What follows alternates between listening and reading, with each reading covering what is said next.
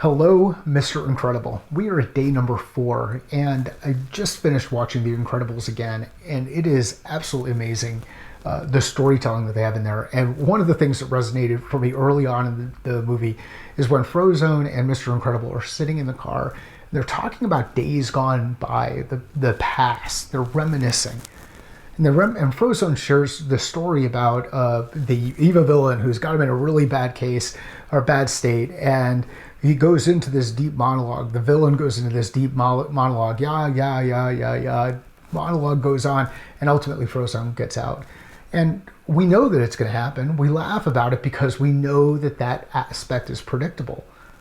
Well, think about how predictable it is when you're in front of a customer, when you're involved in one of those meetings and you just pitch or you just drone on and on about feature and functionality. That's what's expected. Everybody laughs about it because we know that we shouldn't do it, but we end up doing it. How can we do things differently? How could that villain have handled the situation and actually beat Frozone in that scenario?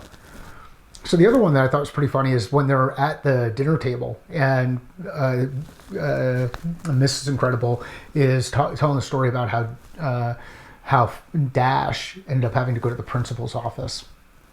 And while she's telling the story, Mr. Incredible is there reading the paper at the table. Again, how many of you sit there with phones at the table? Reading the paper at the table, saying, yeah, completely disengaged. We find these things funny because we can relate to them. We find these things funny because we live through those. How can we get better by removing some of those things that we live through, by being present? So, 1, know that you're predictable. 2, be present.